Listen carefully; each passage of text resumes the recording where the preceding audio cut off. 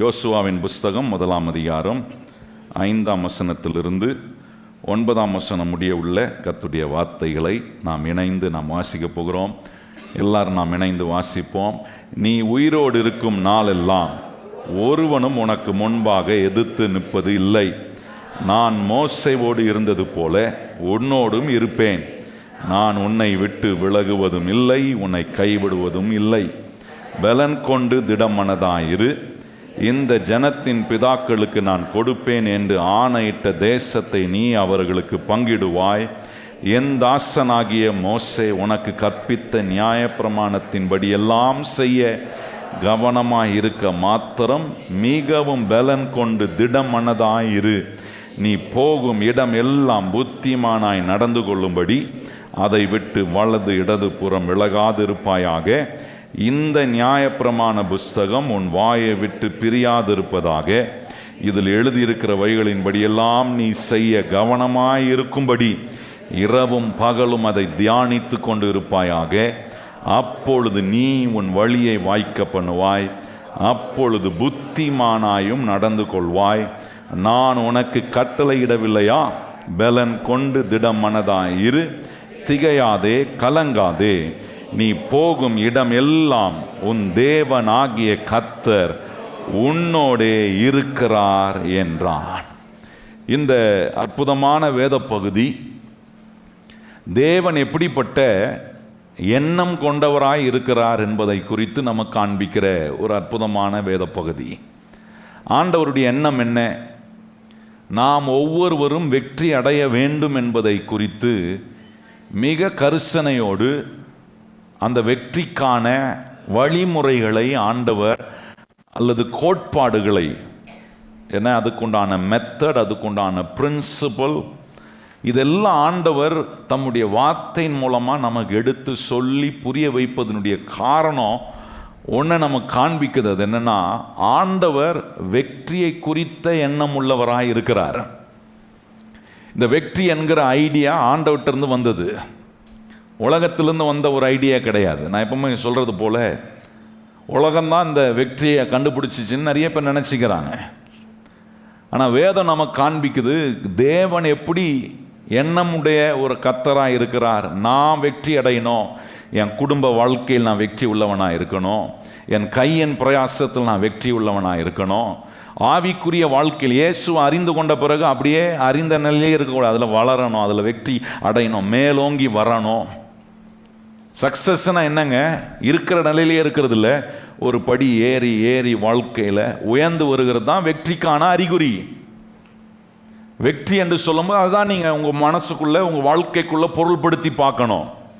இருக்கிற நிலையிலேயே ஃப்ளாட்டோவாகவே இருக்கிறேன்னா, அல்லது ஃப்ளாட்டோவாக இருந்தேன்னா, ஆழத்தில் இருந்தேன்னா, சத்தியத்தை கேட்க கேட்க இயேசுவை அறிந்து கொண்ட ஆரம்பித்ததிலிருந்து எனக்குள்ள மாற்றங்கள் வந்திருக்கிறதா, நான் ஆவிக்குரிய விதத்தில் தேர்ச்சி அடைந்திருக்கிறேனா, இது எல்லாமே ஒரு வெற்றிக்கு உரிய அறிகுறியை காட்டுகிற ஒரு வாழ்க்கை. எந்த மாற்றமும் நமக்குள் வரலன்னா, நான் சொல்கிறேன், தேவன் போதித்து நம்ம கற்றுக் கொடுக்குற இந்த வெற்றியை நம்முடைய வாழ்க்கையில் சீரியஸாக நம்ம எடுக்கலை. நல்லா கவனிங்கள். ஆசை இருக்குது, வெற்றி அடையணும்னு ஆசை இருக்குது, ஏன்னா வாழ்க்கையில் நல்லா ஆகணுன்ற ஆசை இருக்குது, குடும்பம் நல்லா இருக்கணும், வாழ்க்கை நல்லா இருக்கணும், எதிர்காலம் நல்லா இருக்கணும். அந்த ஆசை நிறைவேறுவதற்கு ஆண்டவர் வைத்திருக்கிற வழிமுறைகள் ரொம்ப முக்கியமானது. இங்கே ஆண்டவர் பாருங்க, இந்த வெற்றியை குறித்து யோசுவா கிட்ட டைரக்டாக பேசுகிறார். ஆண்டவர் பேசுகிறார், இங்கே சொல்கிறார், நீ வெற்றி உள்ளவனாக இருப்பதுக்கு யோசுவா, இந்த புஸ்தகம் ரொம்ப முக்கியமானது, என்னுடைய வார்த்தை ரொம்ப முக்கியம், அந்த வார்த்தை வாயில் இருக்கணும், அதில் எழுதி அந்த வார்த்தை சொல்லியிருக்கிறபடியெல்லாம் நீ செய்வதுக்கு உன்னை காம்ப்ரமைஸ் பண்ணாத. நிறைய நேரம் பாருங்க, கர்த்தருடைய பிள்ளைங்கள் நாம் என்ன செய்கிறோம்னா, கர்த்தருடைய வார்த்தையை அப்படியே காம்ப்ரமைஸ் பண்ணிட்டு போயிடுறோம். பரவாயில்ல, அது செய்யலைனா கூட பரவாயில்ல அப்படி நினச்சிடுறோம். அப்படி இல்லை. இங்கே ஆண்டவர் சொல்றாரு, இதில் சொல்லியிருக்கிறபடியெல்லாம், இந்த வார்த்தை சொல்லியிருக்கிறபடியெல்லாம் செய்ய நீ கவனமாயிரு. சொல்லுங்க, வாயத்திறந்து, கர்த்தருடைய வார்த்தை சொல்றபடியெல்லாம் செய்ய நான் கவனமாக இருப்பேன். கையை உயர்த்தி சொல்லுங்க, கர்த்தருடைய வார்த்தை சொல்றபடியெல்லாம் செய்ய நான் எப்படி இருப்பேன்? கவனமாக இருப்பேன். கவனமாக இருப்பேனா கர்த்தர் சொல்றார், வெற்றி கண்டிப்பா வந்துடும். இங்க ஆண்டவர் அதுதான் காண்பிக்கிறார் பாருங்க. இந்த வெற்றிக்கான என்ன நிறைய வார்த்தைகளை ஆண்டவர் இந்த இடத்துல சொல்லி வைத்திருந்தோம். இந்த வேத புஸ்தகம் ஒவ்வொரு மனுஷனுக்கும் வெற்றியை கொடுக்க இந்த வார்த்தைகள் ஒவ்வொரு மனுஷனையும் புத்திமான ஆக்குது. இப்போ பாருங்க, இந்த புத்தி ஒரு மனுஷனுக்கு வந்து, அண்டர்ஸ்டாண்டிங் ஒரு மனுஷனுக்கு வந்துருச்சுன்னா, தேவன் நம்மளை வெற்றி அடைவதுக்கு என்ன முறை வச்சிருக்கிறார், என்ன வழியில் நம்ம நடக்கணும், எதெல்லாம் எப்படி செய்யணும்னு கர்த்தர் விரும்புகிறார், இதெல்லாம் நான் கற்றுக்கொள்ளும் போது வாழ்க்கையில் பல விதங்களில் நான் உயர்ந்து வரவும் மேன்மை அடையவும் சமாதானமாய் நான் வாழ, சமாதானத்தை உண்டு பண்ணக்கூடிய நிலையில் என்னுடைய வாழ்க்கை இருக்க ஆண்டவர் இந்த சத்தியங்களை நமக்கு நேராக போதித்து கொண்டிருக்கிறார். இந்த வேத புஸ்தகத்தில் கவனிச்சிங்கன்னா நிறைய கதைகள் உள்ள வேத புஸ்தகம். ஆதியாகமத்தில் எடுத்து நீங்கள் வாசித்து பாருங்கள், நிறைய கதைகள். சுவிசேஷங்களில் வாசித்தீங்கன்னா நிறைய சம்பவங்கள், நிறைய நிகழ்வுகள், நிறைய காரியங்கள். இந்த இந்த 66 புஸ்தகம் அடங்கிய இந்த பரிசுத்த வேத புஸ்தகத்தில் நிறைய கதைகள் இருக்கிறத நம்ம பார்க்குறோம். நிறைய கதைகளை பார்க்கும்போது வெறும் கதையாக மாத்திரம் அதை பார்த்துடக்கூடாது. ஓ, ரொம்ப இன்ட்ரெஸ்டிங்காக இருக்குது ஸ்டோரி. சில ஸ்டோரிலாம் ரொம்ப இன்ட்ரெஸ்டிங்காக இருக்கும் வாசிக்க. சில பகுதி ஒன்றுமே புரியாதுன்னு வச்சுங்க, அதுக்கு ஆவியானவர் தான் உதவி செய்யணும். அந்த மாதிரி சத்திய வசனங்களை விளக்கி நமக்கு புரிய வைக்க ஆவியான உதவி செய்கிறார். அப்படி இல்லைன்னா சபைக்கு வரும்போது ஊழியக்காரனை அந்த சத்தியங்களை எடுத்து போதிக்க வச்சு உங்களுக்கு புரிய வைக்கிறார். ஆனால் சில கதைகளை வாசிக்கும் போது ரொம்ப சுவாரஸ்யமாக இருக்கும். நிறைய பேர் உலகத்தில் இருக்கிற ஒரு கதை புஸ்தகத்தை வாசிக்கிறது போல அதை வாசித்து போயிடக்கூடாது. அந்த கதையை வாசிக்கும் போது கொஞ்சம் நின்று யோசிக்கணும். இதில் கர்த்தர் இந்த சம்பவத்தில் இந்த குறிப்பிட்ட மனுஷன் வெற்றி அடைவதற்கு அவனுக்கு தேவன் கற்றுக் கொடுத்த கோட்பாடு என்ன? What is the principle that God was able to teach that particular person? பாருங்க, உதாரணத்துக்கு தாவீது கோலியாத் நம்ம எல்லாருக்கும் தெரிஞ்ச ஒரு சம்பவம் தான். ஏன்னா 1 சாமுவேலில் 17ஆம் அதிகாரத்தில் இருக்கு தாவீது கோலியாத். இந்த தாவீது ஆண்டவர் அழைத்து அபிஷேகம் பண்ணி ஆண்டவர் ஒரு ஆப்பர்ச்சுனிட்டியை உண்டாக்கி அவனை யுத்த களத்துக்கு போக வைக்கிறாரு. யுத்த களத்துக்கு போகிறான். அங்கே கோலியாத், பெலிஸ்தியருக்கு பெரிய ஹீரோவாக இருக்கிற கோலியாத் ஒவ்வொரு நாளும் காலையிலும் மாலையிலும் இந்த இஸ்ரவேல் ஜனங்களையும் தேவனையும் அவன் தூஷிக்கிறத இவன் கேட்டபோது முதல் முறை போகிறாங்க யுத்த காலத்துக்கு. அதை நீங்கள் கவனித்து பார்க்கணும். அடிக்கடி போய் அவங்களுக்கு சாப்பாடு கொடுத்தான்னு பைபிளில் போடல. ஒரு முறை தான் தாப்பனை கூப்பிட்டு சொல்கிறார், ரொம்ப நேரம் ஆயிடுச்சு, சகோதரர்கிட்ட ஒன்றும் தகவல் இல்லை, செய்தி இல்லைப்பா, நீ போய் பார்த்து அவங்களுக்கு ஆகாரத்தை கொடு அப்படின்னு சொல்லி அனுப்புகிறாரு. முதல் முறை போகிறான், முதல் முறை யுத்த காலத்தை பார்க்குறான். அங்கே ஒரு எதிரியை பார்க்குறான். ஏன் அவன் எதிரினா ஆண்டவருக்கு எதிராக பேசுகிறான், உடன்படிக்கை பண்ணப்பட்ட ஜனங்களுக்கு எதிராக பேசுகிறான். இந்த தாவீது அவனை பார்த்த உடனே அவனுக்கு எதிராக போவதுக்கு, அவனுக்கு எதிராக யுத்தம் பண்ணுவதுக்கு எப்படிங்க இந்த துணிச்சல் அவனுக்கு வந்துச்சு? கொஞ்சம் யோசித்து பாருங்க. எப்படிப்பட்ட துணிச்சல்னா நீங்கள் கவனித்து பார்க்கணும். சொல்கிறான், அவன் அந்த கோலியாத்தை பார்த்து சொல்கிறான், உன் தலையை பட்டயத்தை எடுத்து உன் தலையை வெட்டாமல் விட மாட்டேன். இதை சொல்லும் போது தாவீது கையில் பட்டயம் கிடையாது. நீங்க கவனிச்சு பார்க்கணும். தாவீது சொல்றான், உன் பட்டயத்தை எடுத்து உன் தலையை வெட்டி ஆகாயத்து பறவைகளுக்கு நான் ஆகாரமா போடுவேன்றான். அதை சொல்லும் போது அவன் கையில பட்டயம் இல்லை. ஆனா பாருங்க, அவனுக்கு ஒரு பெரிய நம்பிக்கை இருந்துச்சு. என்னன்னா, வானத்தையும் பூமியும் படைத்த கர்த்தர் எனக்குள்ள இருக்கிறார், அவருடைய வல்லமை எனக்குள்ள வேலை செய்து அப்படின்ற ஒரு விசுவாசம் அவனுக்குள்ள இருந்துச்சு. அந்த விசுவாசம் இருந்தனால்தான் நீ கவனிச்சு பார்க்கணும், அவனுடைய வெற்றிக்கு அவனுடைய திறவுகோலாய் பயன்பட்ட காரியம் எதுனா அவனுடைய வாய். அவனுடைய வாயை ஆண்டவர் வெற்றிக்கான ஒரு திறவுகோலா பயன்படுத்தார். அங்க ஒரு முறைமை அங்க வைக்கிறார், அங்க ஒரு கோட்பாடு அவனுக்கு வைக்கிறார். அவன் சொல்றான், விருத்த சேதனம் இல்லாதவன் உடன்படிக்கை பண்ணப்பட்ட ஜனங்களுக்கு எதிராக நின்று பேசுறானே, ஜீவனுள்ள தேவனை அவன் நிந்திக்கிறான், இஸ்ரவேலின் தேவனை அவன் நிந்திக்கிறானே என்று சொல்லி அவனுக்கு சொல்றான், உனக்கு நீ நிந்தித்த இந்த இஸ்ரவேலின் தேவனுடைய நாமத்துக்கு எதிராக நான் வருகிறேன், அந்த நாமத்தில் நான் உன்னை எதிர்க்கிறேன் சொல்லி அவன் சொன்னபடியே அவன் கையில் இருந்த கூழாங்கல்லை வச்சு கவனை வச்சு சுற்றி விட்டு அவ்வளோ பெரிய ராட்சதம் போல இருந்த கோலியாத்தை வீழ்த்தி அவன் சொன்னபடியே அவன் பட்டயத்தை எடுத்து அவன் தலையை வெட்டி ஆகாயத்து பறவைகளுக்கு என்ன ஆகாரமாய் கொடுப்பதுக்கு இந்த ஒரு சிறிய தாவீதை கர்த்தர் பயன்படுத்தினதுக்கு காரணம் என்ன கொஞ்சம் யோசித்து பாருங்க. அந்த கதையை வெறும் கதையாக வாசிட்டு தாவீது பெரிய கோலியாத்தை ஒரு பெரிய சத்ருவை வீழ்த்திட்டான் அப்படின்னு பார்த்துட்டு போயிடக்கூடாது. அந்த ஜெயம் வந்ததுக்கு காரணம் அதை பார்த்தபோது அவன் வாயிலிருந்து வந்த வார்த்தைகள். ஒரு சூழ்நிலைகளுக்குள்ள போறீங்க, ஒரு சவாலுக்குள்ள போறீங்க, உங்க வாயிலிருந்து என்ன வார்த்தைகள் வருகிறது? அந்த வார்த்தைகள் தேவனுடைய முறைமையும் கோட்பாடையும் பொருள்படுத்தி இணைத்து செயல்பட வைக்கக்கூடிய வார்த்தையா இருக்கா, அல்லது சும்மா வெறும் வீண் வார்த்தையாய்? தாவீதுடைய வாயிலிருந்து வந்த வார்த்தை அவனை இன்னும் பலவான் ஆக்கிச்சு, அவனை இன்னும் சக்தி உள்ளவனாய் மாற்றி அந்த தாவீது கோலியாத்துக்கு எதிரே ஓடி போனானா.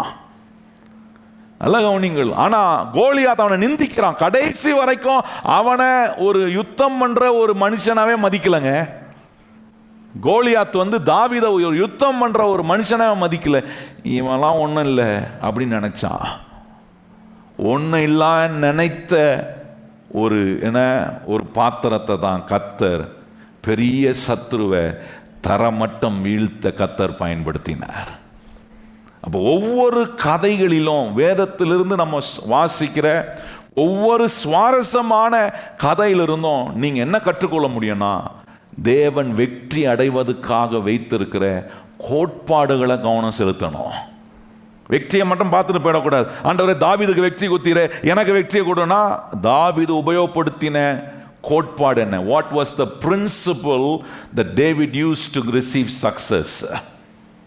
அங்கதான் நம்ம விஷயத்தை கண்டுபிடிக்கணும். ஒவ்வொரு சம்பவத்தை வாசிக்கும் போது ஆண்டவரே தாவீது வெற்றி அடைந்ததுக்கு அவன் ஆண்டவரே நீர் கொடுத்த கோட்பாடை பயன்படுத்தினது என்ன, எனக்கு அதை காட்டும் என்று நம்ம ஒவ்வொரு கதையும் வாசிக்கும் போது நான் சொல்றேன், அந்த ஒவ்வொரு கதையிலும் நம்ம கற்றுக்கொள்ற காரியம், நாம் போகிற சவால்கள், நமக்கு எதிராக எழும்புகிற சத்துருக்கள், நமக்கு எதிராக எழும்புகிற சூழ்நிலைகளில் இப்படி தேவனுடைய கோட்பாடை, இந்த பிரின்சிபலை, சக்சஸ் பிரின்சிபலை உபயோகப்படுத்தி நாம் எப்படி வெற்றி அடைய வேண்டும் என்பதை அறிந்து கொள்ள வேண்டியது ரொம்ப அவசியம்.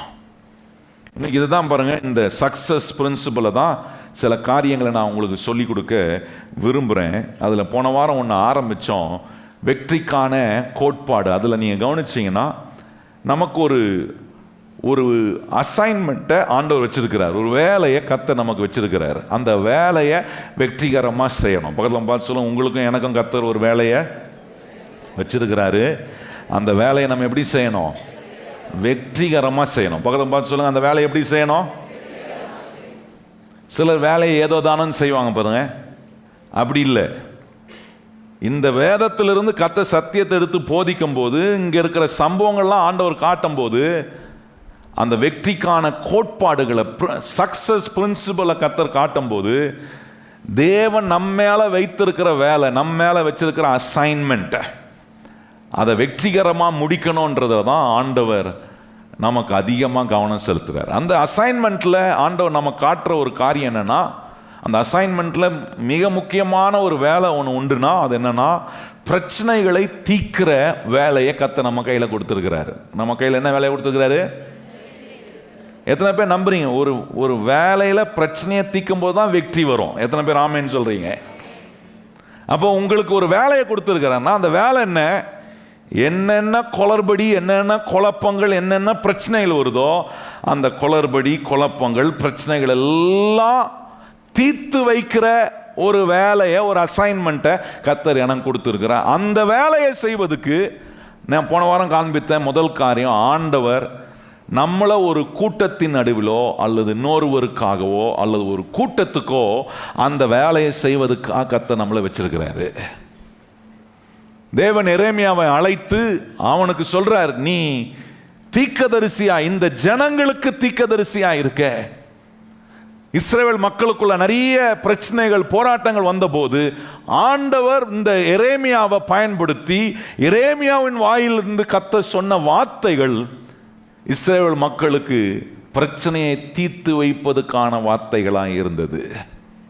நல்ல கவனிங்க கர்த்தருடைய பிள்ளைகளே, வாழ்க்கையில் நமக்கு நிறைவும் சந்தோஷமும் வரணும்னா, ஒவ்வொரு நாளும் நான் வாழ்வதற்கு அர்த்தம் இருக்குன்றத விளங்கி வாழணும்னா, முதலாவது நம்ம அறிந்து கொள்ள வேண்டிய ஒன்று, கர்த்தர் என்ன ஒரு நபருக்கோ அல்லது ஒரு கூட்டத்துக்கோ அவருடைய பிரச்சனையை தீர்த்து வைக்கக்கூடிய ஒரு வேலையை கர்த்தர் எனக்கு வச்சிருக்கிறாருன்ற ஒரு உணர்வோடு நம்ம ஒவ்வொரு நாளும் வாழ்வோம்னா, நான் சொல்கிறேன், நம்ம செய்கிற ஒவ்வொரு வேலையும் ரொம்ப கண்ணும் கருத்துமாக செய்வோம்.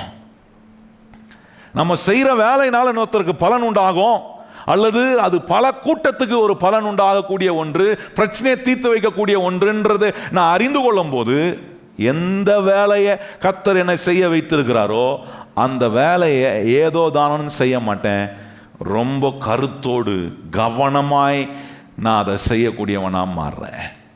நல்ல கவனிங்கள். இன்னைக்கு நம்முடைய வாழ்க்கையில் அந்த விஷயத்தில் நம்ம கவனமாக இருப்போம்னா, நான் சொல்கிறேன் கர்த்தருடைய பிள்ளைகளே, நம்முடைய வாழ்க்கை பலருக்கு ஆசீர்வாதமாய், பலருடைய பிரச்சனைகளை தீர்த்து வைக்கக்கூடிய ஒரு ஆசீர்வாதமான வாழ்க்கையாய் நம்முடைய வாழ்க்கையை கர்த்தர் மாற்று. நீங்கள் இருக்கிற குடும்பத்திலேயே பல பிரச்சனைகளை தீர்க்கிறவர்களாய் நீங்கள் இருப்பீங்க. பிரச்சனையை உண்டு பண்ணுறவங்கள பிரச்சனையை உண்டு பண்ணுறவங்க இருக்கலாம், ஆனால் அதுக்கு நடுவே கர்த்தர் உங்களை வச்சிருப்பார். எதுக்கு தெரியுமா? அந்த பிரச்சனைலாம் தீர்ப்பதுக்காக. எத்தனை பேர் அப்படி இருக்கணும்னு விரும்புகிறீங்க? பிரச்சனை உண்டு பண்ணுறவங்க நிறைய பேர் உங்களுக்குள்ளே இருக்கலாம், வேலை ஸ்தலத்தில் இருக்கலாம், நீங்கள் பழகிற வட்டாரத்தில் இருக்கலாம். ஏன் அந்த இடத்துல கர்த்தர் உங்களை வச்சிருக்கிறாரு? அவங்களோட சேர்ந்து நீங்கள் இன்னும் கொஞ்சம் 2 எக்ஸ்ட்ரா பிரச்சனை பண்ணுறதுக்கு இல்லை. ஹலோ, நான் சொல்ல புரியுதா உங்களுக்கு? சிலர் சொல்லுவாங்க, இந்த மனுஷன் வந்தாலே குளறுபடி தான், ஒழுங்காக இருக்கிறது கூட என்ன பண்ணுவார், தலைகீழ ஆக்கிடுவார் அப்படின்வாங்க. ஆனால் அந்த இடத்துல ஏன் உங்களை வச்சிருக்கிறார் தெரியுமா? அந்த தலைகீழாக மாத்திர மனுஷன் வந்தாலும் தலைகீழாக மாறினதை திருப்பியும் சரியாக்குவதற்காக கர்த்தர் உங்களையும் என்னையும் சில இடத்துல கர்த்தர் வச்சிருக்கிறார் என்பதை அறிந்து செயல்படுவோம்னா, நான் சொல்கிறேன், வாழ்க்கையை நல்ல நிலைக்கு நாம் கொண்டு வருவதுக்கு கர்த்தர் நமக்கு உதவி செய்கிறார். இதுக்கு தான் ஆண்டவரோடு இருக்கிற உறவு ரொம்ப முக்கியம். ஆண்டவர் நமக்கு போதிக்கிற வார்த்தைகள் ரொம்ப முக்கியம். ஆண்டவரை ஒவ்வொரு நாளும் நினைத்து வாழ்கிறது ரொம்ப முக்கியம். ஏன்னா எனக்கு ஒரு வேலையை கர்த்தர் கொடுத்துருக்க, அந்த வேலையை நான் நேர்த்தியாய் செய்யும் போது நான் சொல்கிறேன், எல்லா சம்பூர்ணமும், எல்லா நிறைவும், ஐஸ்வர்யமும், என்ன பலனோ ஆரோக்கியத்தையும் கர்த்தர் நிச்சயமாய் நமக்கு கொடுப்பார். ரெண்டாவது, ஆண்டவர் நமக்கு போன வாரம் இதெல்லாம் கவனித்தோம். இன்னைக்கு ரெண்டாவது சில காரியங்களை இன்னைக்கு நான் இதை ஒட்டி சில காரியங்களை சொல்ல விரும்புகிறேன். பாருங்க, ரெண்டாவது சக்சஸ் பிரின்சிபிளில் நமக்கு தேவன் கொடுத்துருக்கிற வேலையை வெற்றிகரமாக செய்ய, நமக்கு தேவன் கொடுத்துருக்கிற வேலை என்ன? பிரச்சனையை உண்டு பண்ணுற வேலை இல்லை, பிரச்சனையை தீர்க்கிற வேலை. கையை வாய்த்தி சொல்லுங்கள், எனக்கு தேவன் வேலை என்ன வேலை கொடுத்துருக்கிறாரு? நல்ல சத்தமாக சொல்லணும். அது என்ன வேலை கொடுத்துருக்கிறாரு? சொன்ன யாரும் போய் என்ன பண்ணக்கூடாது. விவரமாக தான் இருக்கிறீங்க. நம்ம எங்கே போனாலும் பிரச்சனையை தீர்க்கிறவர்கள். கையை வச்சு சொல்லுங்க, கர்த்தர் என்ன எப்படி வச்சிருக்கிறாரு? கண்ணாடி முன்னாடி நின்று பார்த்து சொல்லணும். நீங்கள் என்ன சொல்லணும்? நான் பிரச்சனையை தீர்க்கிற தேவனுடைய பிள்ளை, தேவனுடைய வேலையை செய்கிற தேவனுடைய பிள்ளை. பிரச்சனையை உண்டு பண்ணுறவன் அல்ல, பிரச்சனையை தீர்க்கிறவனா கர்த்தர்னு வச்சிருக்கிறேன். அதுக்கு தான் ஆண்டவர் உங்கள் வாழ்க்கையை எப்படி பயன்படுத்துகிறாருன்னா, முதலாவது சொன்னேன், ஒரு நபருக்கு பிரச்சனையை தீர்க்கிறவர்களாக இருக்கலாம், அல்லது ஒரு கூட்டத்துக்கு நீங்கள் பிரச்சனையை தீர்க்கிறவர்களாக இருக்கலாம். கர்த்தர் உங்களை அப்படி தேவன் அழைத்திருக்கிறார். ரெண்டாவது, ரொம்ப முக்கியமான ஒன்று, இப்படி ஆண்டவர் பிரச்சனையை தீர்க்கிறவர்களாக நம்மளை வச்சிருக்கும் போது வாழ்க்கையில் பாருங்க, நிறைய போராட்டங்கள், பிரச்சனைகளை நாம் எதிர்கொள்ளும் போது அது நம்முடைய வேலையை, கர்த்தர் நம்ம கொடுத்துருக்கிற வேலையை உறுதிப்படுத்தக்கூடிய ஒன்றாக இருக்கும். இது கொஞ்சம் வினோதமாக தான் இருக்கும், ஆனால் இதுதான் ஆண்டவர் நம்ம நடத்துகிற காரியத்துக்கு ரொம்ப பொறுப்பான ஆப்டான காரியத்தை நம்ம விளங்கி கொள்ள கர்த்தர் நமக்கு உதவி செய்வார். 2 தீமோத்தி வாங்க, அங்கே நம்ம போன வாரம் கவனித்தோம். ஆனால் அந்த இடத்துல ஒரு காரியத்தை உங்களுக்கு நான் சொல்ல விரும்புகிறேன். பாருங்கள், the suffering and the problems that you encounter will ensure your assignment. மறுபடியும் சொல்ல விரும்புகிறேன், உங்களுக்கு நடக்கிற அல்லது நீங்கள் போகிற பிரச்சனைகள், போராட்டங்கள், நீங்கள் எதிர்கொண்டிருக்கிற பிரச்சனைகள், எதிர்கொண்டு போய் கொண்டிருக்கிற போராட்டங்கள், தேவன் உங்களுக்கு மேலே வைத்திருக்கிற வேலையை அது உறுதிப்படுத்தும். It will ensure the assignment that God has upon your life. உபத்திரமோ, பிரச்சனையோ, போராட்டமோ, சவால்களோ தேவன் உங்க மேலே வச்சிருக்கிற வேலையை உங்களை விட்டுட்டு ஓட வைக்காது. நல்லா கவனிக்கணும். எனக்கு ஒரே பிரச்சனை நான் விட்டுட்டேன் அப்படி இல்லை. பிரச்சனைகள், போராட்டங்கள், அது நடுவே அந்த வேலை கர்த்தர் நம்ம கொடுத்திருக்கிறத செய்வதற்கு அது உறுதிப்படுத்தக்கூடிய ஒரு அடையாளமா இருக்கின்றதை நம்ம விளங்கி கொள்ளணும். இங்க பாருங்க, பவுல் சொல்றாரு, போன வாரம் காண்பித்தேன், பவுல் ஒரு காரியத்தை தீர்க்கமா அறிந்திருந்தார். என்னன்னா, என்ன கர்த்தர் புறஜாதிகளுக்கு அப்போஸ்தலனாகவும் போதகனாகவும் தேவன் என்னை ஏற்படுத்தி இருக்கிறார், நியமித்திருக்கிறார் என்பது எனக்கு தெரியும். அதற்காக நான் அழைக்கப்பட்டிருக்கிறேன் என்பதை அவர் சொல்றார். அது சொல்லிட்டு அங்க நீங்க கவனிச்சு பாருங்க, இப்ப 12ஆம் வசனத்தை வாசிக்கும் போது அவருடைய போராட்டங்கள், பிரச்சனைகள், வாழ்க்கையில் சந்திக்கிற சவால்களை குறித்து எவ்வளவு தெளிவா இருந்தார்ன்றதை கொஞ்சம் கவனிச்சு பாருங்க. இன்னைக்கு நம்முடைய வாழ்க்கையில கர்த்தர் நம்ம கொடுத்திருக்கிற வேலையை செய்து வெற்றி அடைவதற்கு அதுக்கு எதிராக எத்தனை போராட்டங்கள், பிரச்சனைகள், சவால்கள் உங்க குடும்பத்தில் வரலாம், உங்க வேலை ஸ்தலத்தில் வரலாம், ஏன் உங்க மனதுக்குள்ள வரலாம், உங்க சரீரத்துக்குள்ள வரலாம். ஆனா அது எல்லாமே உங்களுக்கு என்ன காண்பிக்கக்கூடிய ஒன்றா இருக்கணும். நான் கர்த்தர் எனக்கு கொடுத்த வேலையை நான் செய்வதற்கு இதெல்லாம் ஒரு அறிகுறியா இருக்கு. பாருங்க 12ஆம் வசனம் பாருங்க, 2 தீமோத்தேயு 1ஆம் அதிகாரம் 12ஆம் வசனம். எல்லாரும் நம்ம வாசிப்போமா? எல்லாரும் எடுத்துட்டீங்களா? 2 தீமோத்தேயு 1ஆம் அதிகாரம் 12ஆம் வசனம் வாசிங்க, வாசிப்போம். அது நிமித்தம் நான் இந்த பாடுகளையும் அனுபவிக்கிறேன், ஆயினும் நான் வெட்கப்படுகிறது இல்லை. ஏனென்றால் நான் விசுவாசிக்கிறவர் இன்னார் என்று அறிவேன். நான் அவரிடத்தில் ஒப்புவித்ததை அவர் அந்நாள் வரைக்கும் காத்து கொள்ள வல்லவராயிருக்கிறார் என்று நிச்சயித்தும் சொல்றார். பாருங்க, இது நிமித்தம் நான் இந்த பாடுகளை அனுபவிக்கிறேன். அவர் சொல்றாரு, நான் ஏன் பாடு அனுபவிக்கிறேன், ஏன் போராட்டத்துக்குள்ள போறேன், எனக்கு தெரியும்ன்றாரு. நம்ம அநேக நேரத்தில் ஒரு போராட்டம், ஒரு பிரச்சனை போனா என்ன சொல்றோம்? ஆண்டவர் என்ன ஒரே பிரச்சனைக்குள்ள போவிட்டாரு சொல்றோமா இல்லையா? ஏன் தான் என் குடும்பத்தை ஆண்டவர் இப்படி சோதிக்கிறாரோ, ஏன் தான் ஆண்டவர் என்ன மாத்திரம் இப்படி போட்டு புடமிடுகிறாரோ, அவருக்கு வேற வழி இல்லையா என்னை சந்திக்க, என்னை தேற்றதுக்கு?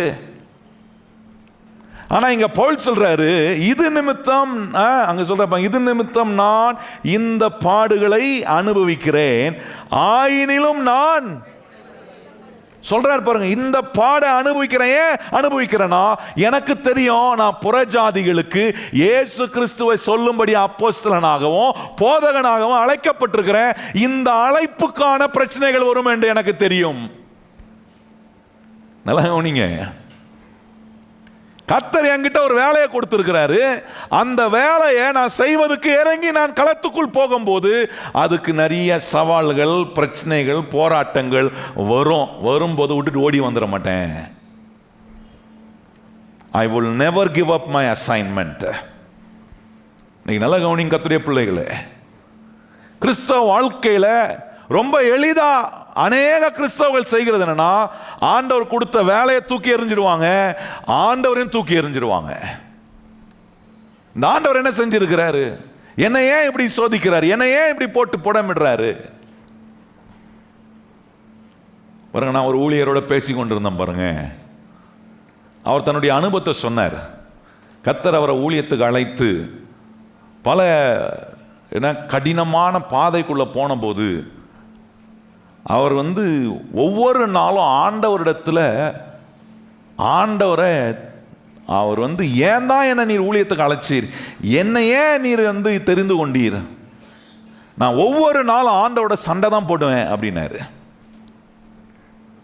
ஏன்னா அவ்வளோ உபத்திரங்கள் ஊழியத்தில், அவ்வளோ பாடுகள், அவ்வளோ பிரச்சனைகள், அவ்வளோ எனக்கு ஒரு இக்கட்டான நிலைக்கு வந்தபோது நான் ஆண்டவர்கிட்ட கேட்டேன், ஏன் தான் நீர் மேலே அவர் சொன்னார், நீர் மேலே உட்காந்துக்கிட்டு நல்லா வசதியாக தான் இருக்கிறீரு, நான் தானே இங்கே கீழே உட்காந்துக்கிட்டு படுற பாடு எனக்கு தானே தெரியும், என்ன பாடுபட வச்சுட்டு நீ பார்த்து நிற்கிறீரே ஆண்டவரே, இப்படிப்பட்ட ஒரு பாடுபடுகிற ஒரு காரியத்துக்காக அழைச்சிரு சொன்னார். நான் ஆண்டவரை வெறுக்க ஆரம்பிச்சேன். ஒரு ஊழியக்காரங்க, கர்த்தருக்காக அழைக்கப்பட்டு ஊழியம் செய்ய தன்னை ஒப்பு கொடுத்து வந்த ஒரு ஊழியக்காரன் சொல்ற வார்த்தை கொஞ்சம் கவனிச்சு பாரு. சொல்றாரு, I started to hate God. தேவனை வெறுக்க ஆரம்பிச்சேன். இந்த கடவுளுக்கு நான் எதையும் செய்யக்கூடாது, பைபிளை வாசிக்கிறதை விட்டுட்டேன், நான் ஆண்டவரை விட்டு விலகி போக ஆண்டவரை வெறுக்க ஆரம்பிச்சேன். ஆனா என் மேலே வச்சிருந்த வேலையை அவர் என் மூலமாக செய்யணுன்றத எனக்கு உறுதிப்படுத்துகிறதுக்கு என்னை தேடி அநேக ஊழியர்களை என் இடத்துக்கு அனுப்பினார். நம்முடைய ஆண்டவர் எப்படிப்பட்டவர் நல்ல கவனிங்கள். அதான் வேதம் சொல்லுது, என்ன உபத்திரவங்களும் கூட நாம் கடந்து சென்றாலும் உபத்திரவத்தை ஜெயித்த ஒரு கர்த்தர் நம்ம கூட இருக்கிறார் என்பதை நிரூபிப்பார். அவர் சொன்னார், நான் இப்படி விலகி போக இருந்தபோது கர்த்தர் சிலர் எனக்கு அவங்க யாருன்னே தெரியாது. சொன்னார், ஒருத்தங்க என்னை தேடி வந்தாங்க, நீங்க தானா இன்னாரு அப்படின்னு சொல்லி என்னை தேடி வந்து, எனக்கும் அவங்களுக்கும் சம்பந்தம் இல்லை, என்னை பார்க்க வந்தவங்க பல கஷ்டப்பட்டு என்னை வந்து பார்ப்பதுக்கு பல முயற்சிகள் எடுத்து பல தடைகள் வந்த போதும் என்னை வந்து பார்த்து எனக்கு நடந்ததெல்லாம் சொல்லி, கர்த்தரை நீங்கள் வெறுக்கிறீங்க, கர்த்தர் உங்களை வைத்து இந்த அழைப்பை நீங்கள் விடணும்னு நினைக்கிறீங்க, இல்லை நீங்கள் ஊழியத்தை விடக்கூடாது, கர்த்தருக்காக நீங்கள் வேலை செய்யணும், தொடர்ந்து கர்த்தர் உங்களை பயன்படுத்துவார் என்று சொல்லி என்னோட பேசினதை நான் கேட்ட பிறகு தான் நினச்சேன், ஆண்டவர் நான் எவ்வளோ வெறுத்தாலும் என் மேலே வச்சிருந்த வேலையை என்னை கொண்டு செய்வதற்காக மறுபடியும் மறுபடியும் தேடி என்னை பலப்படுத்துகிற ஒரு நல்ல தேவன் இருக்கிறார். இன்னைக்கு கர்த்தருடைய ஊழியத்தை அவர் செய்து கொண்டு இருக்கிறார், பல விதங்களில் அவர் செய்கிறார். நல்ல கவனிங்க கர்த்தருடைய பிள்ளைகளை. இங்க பவுல் சொல்றாரு, நான் அதை அறிந்திருக்கிறேன், ஏன் வருதுன்னு எனக்கு தெரியும். இந்த பாடுகள், உபத்திரவங்கள், சவால்கள், கிறிஸ்தவ வாழ்க்கை நமக்கு அப்படியே எல்லாம் ரொம்ப ஸ்மூத்தாக போகும், ஒன்றும் இருக்காது, ஒரு பிரச்சனையும் இருக்காது அப்படின்னு நம்ம நினச்சோன்னா நான் சொல்கிறேன், நம்மளே ஏமாற்றிக்கிறோம். ஏன்னா உபத்திரமும் பிரச்சனையும் நிறைந்த உலகத்தில் நம்ம வாழ்கிறோங்க. நம்ம வாழ்கிற உலகத்தில் பிரச்சனையே இல்லையா? சமுதாயத்தில் எந்த பிரச்சனையும் இல்லை, எந்த நாசமோசமும் நடக்கலையா? எல்லா நாசமோசங்களும், எல்லா சேதங்களும், எல்லா அழிவுகளும், எல்லா அக்கிரமங்களும் நடக்கிற உலகத்தில் வாழ்ந்து கொண்டிருக்கிறோமே. கிறிஸ்தவ வாழ்க்கை வாழும்போது சவால்கள் வரும், பிரச்சனைகள் வரும், பல போராட்டங்கள் வரும். ஏன் வருது அதை அறிந்திருக்கணும். என் மேல கர்த்தர் வச்சிருக்கிற வேலையை தடுப்பதுக்கு, நான் அதை விட்டுட்டு போறதுக்கு, நான் ஆண்டவரை விட்டு போகிறதுக்கு, அந்த வேலையை செய்யாம போகிறதுக்கு இப்படிப்பட்ட பிரச்சனைகள், போராட்டங்கள் என்னை தடுக்கிறதா? ஆனா பவுல் சொல்றாரு, நான் அறிந்திருக்கிறேன் ஏன் வருதுன்னு. அதை அறிந்திருக்கிறதுனால பவுல் சொல்றாரு, நான் என்ன படுவதில்லை. அவன் சொல்கிறார், நான் என்ன படுவதில்லை, நான் இதை அறிஞ்சிருக்கிறேன், வரும் இந்த மாதிரி பிரச்சனை. ஏன்னா நான் அழைக்கப்பட்டிருக்கிறேன் அப்போஸ்தலனாக, போதகனாக, இந்த புறஜாதிகளுக்கு இயேசு கிறிஸ்துவை பிரசங்கிப்பதுக்காக, சுவிசேஷத்தை சொல்வதற்காக என்னை அழைத்திருக்கிறார். இந்த வேலையை நான் எங்கெல்லாம் செய்ய போகிறேனோ அங்கெல்லாம் எனக்கு எதிர்ப்புகள் இருக்கும், போராட்டங்கள் இருக்கும், பல நிந்தைகள் எனக்கு வரும், இதெல்லாம் வரும் எனக்கு தெரியும். ஏன்னா இந்த வேலைக்காக நான் அழைக்கப்பட்டிருக்கிறேன். அநேக பிரச்சனையை தீர்ப்பதற்கான ஒரு வேலையை கர்த்தர் உங்களுக்கு உங்க மூலமா செய்யணும் வச்சிருக்கும் போது நீங்க நினைக்கூடாது எல்லாம் ஸ்மூத்தா போகணும். பிரச்சனைகள் வரும், அலைகள் கொந்தளிக்கலாம், பிரச்சனை அலை போல கொந்தளிக்கலாம். ஆனா ஒன்றை மாத்திரம் மறந்துடக்கூடாது, பவுல் சொல்றது போல சொல்ல நமக்கு உள்ள விசுவாசம் வரணும், அதுக்கு இந்த சத்தியம் உள்ளே போனோம். தேவன் நமக்குள்ள இருக்கிற அந்த உணர்வை உணர்ந்து கர்த்தருடைய வார்த்தையை அதிகமாக முக்கியத்துவம் கொடுத்து நீங்கள் வாழும்போது ஒன்று சொல்லலாம், இவ்வளோ பிரச்சனைகள் போராட்டங்கள் வந்திருந்தாலும் நான் அதை அறிந்திருக்கிறேன். ஏன்னா என் மேலே கர்த்தர் ஒரு வேலையை செய்ய என்னை அவர் நியமித்திருக்கிறார். அந்த வேலையை தடுத்து நிறுத்துவதற்கு எந்த பிரச்சனை வந்தாலும் அதை தடுத்து நிறுத்த முடியாது. அதை குறித்து நான் வெட்கப்படேன் என்று சொல்றாரு. நீங்க கவனிச்சு பாருங்க, இந்த நிருபத்தை பவுல் எழுதும் போது எங்கிருந்து எழுதுறாருன்றதை கொஞ்சம் கவனிச்சு பாருங்க. தீமோத்திக்கு இந்த நிருபத்தை எழுதும் போது எங்கிருந்து எழுதுறாரு? சிறைச்சாலைக்குள்ள இருந்து எழுதுறாருங்க. சிறைச்சாலைக்குள்ள இருந்துட்டு எழுதுறாரு. எனக்கு தெரியும் என் உபத்திரம் ஏன் இப்படி இருக்குன்னு எனக்கு தெரியும். அதை குறித்து நான் வெட்கப்பட, ஏன்னா நான் விசுவாசிக்கிறவர் இன்னார் என்று அறிந்திருக்கிறேன். அவர் என்கிட்ட கொடுத்ததை அவர் வருகிற வரைக்கும் காப்பார் என்பதை நான் அறிந்திருக்கிறேன். என்ன மாதிரி ஸ்டேட்மெண்ட்! அந்த வாசித்தீங்களா? அந்த வசனம் பாருங்க, நம்ம வாசித்தோமே, அது சொல்லியிருக்கு பாருங்க.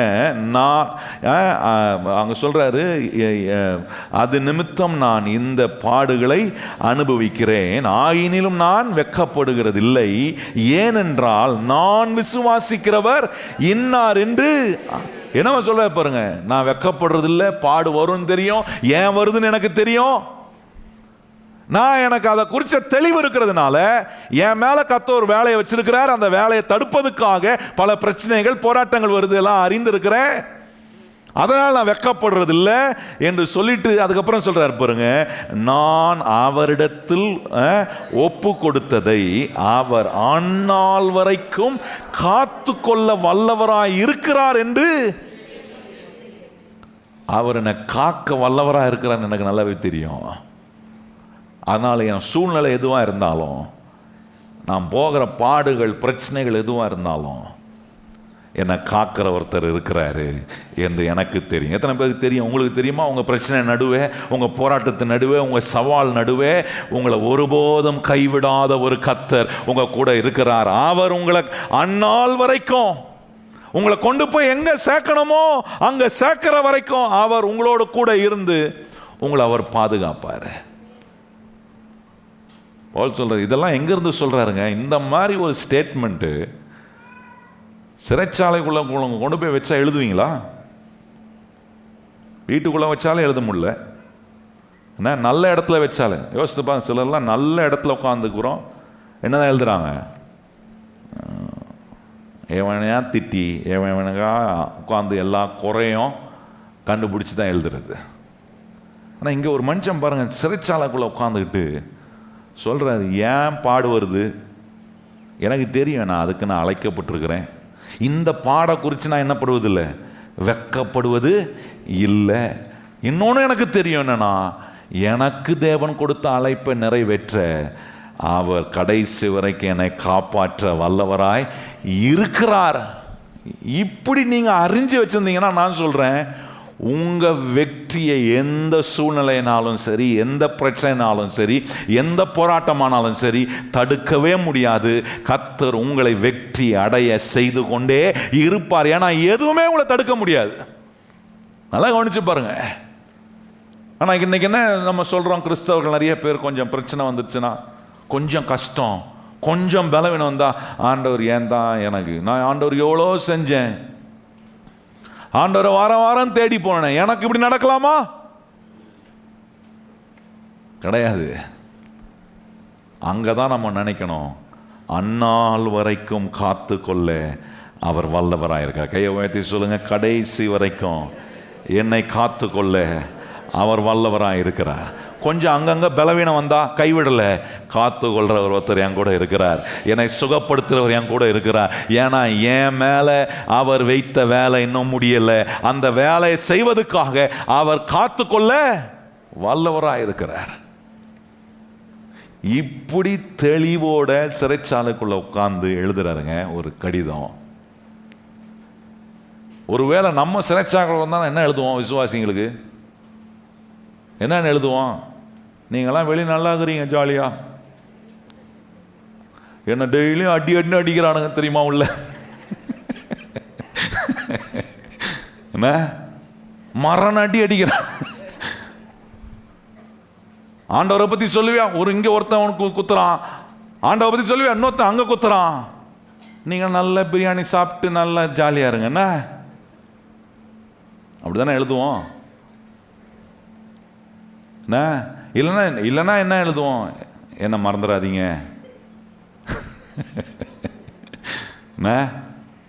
மறந்துட்டீங்க என்ன, அதனால தான் என் ஞாபகமே உங்களுக்கு வந்திருக்காதே. இன்னைக்கு லெட்டராக எழுதுகிறோம்.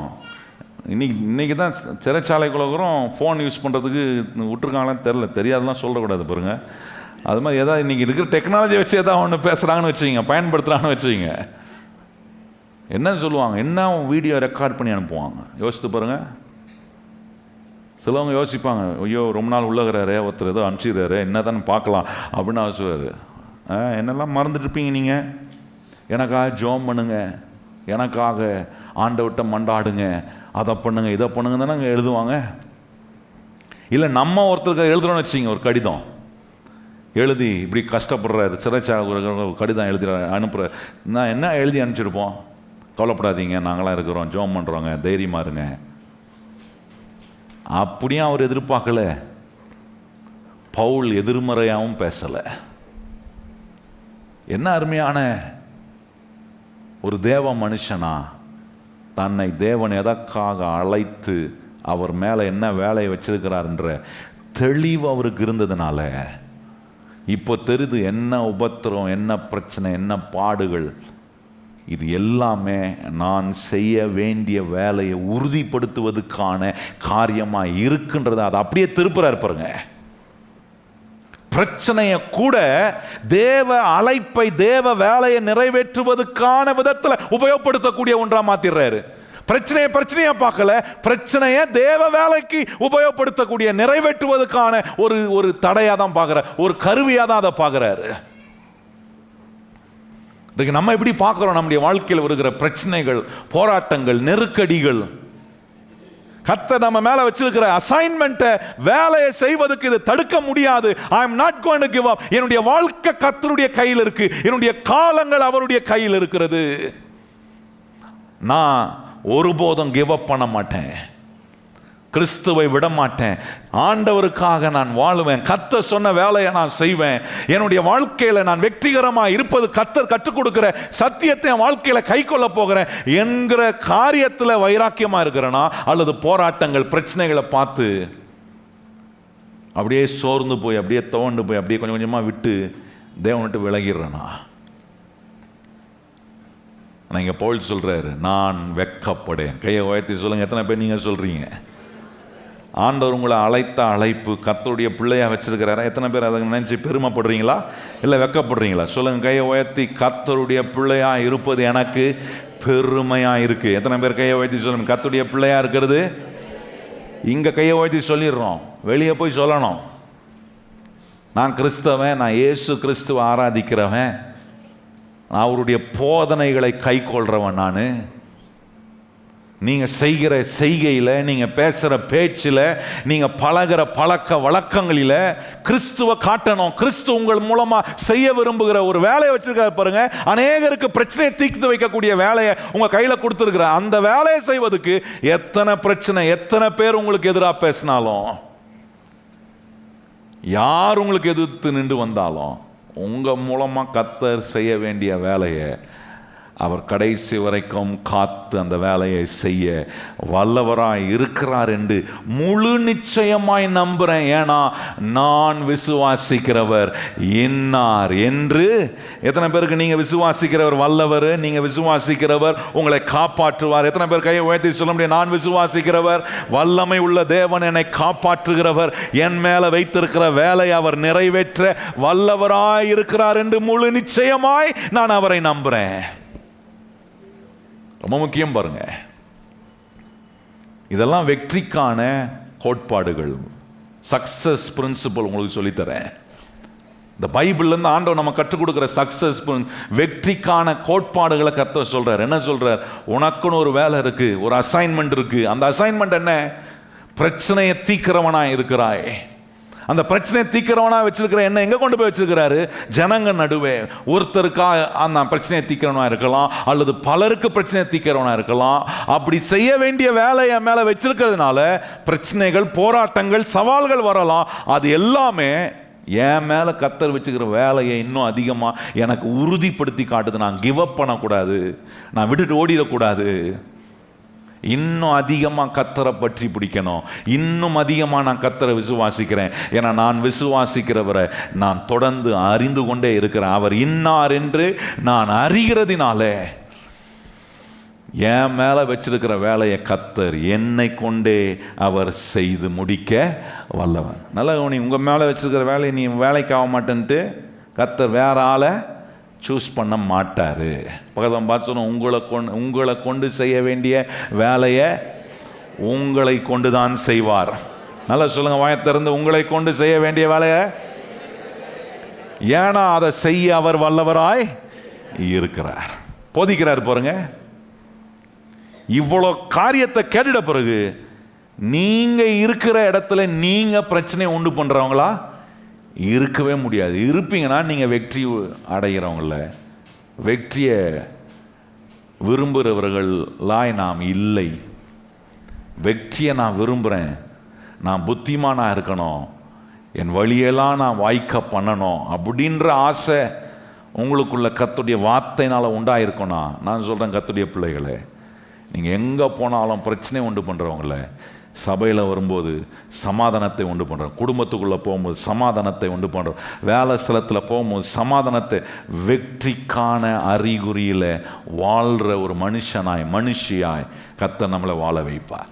மூன்றாவது பாருங்க, சக்ஸஸ் பிரின்சிபலுக்கு ஆண்டவர் காட்டுற நம்முடைய வேலையை சக்ஸஸ்ஃபுல்லாக செய்கிறதுக்கு ஆண்டவர் கொடுக்குற மூன்றாவது பிரின்சிபல் அப்படின்னா, கோட்பாடு அப்படின்னா, நீங்கள் கவனிச்சு பாருங்க, சில க்ளூ ஆண்டவர் நம்முடைய அழைப்புக்கு, நம்ம மேலே வச்சிருக்கிற வேலையை நிறைவேற்றுவதற்கான சில க்ளூ ஆண்டவர் கொடுப்பார். அந்த க்ளூ என்னன்னா, சில காரியத்தின் மேலே உங்களை அதிகமாக பாரமடைய வைக்கக்கூடியவர்களாக கர்த்தர் மாற்றுவார்.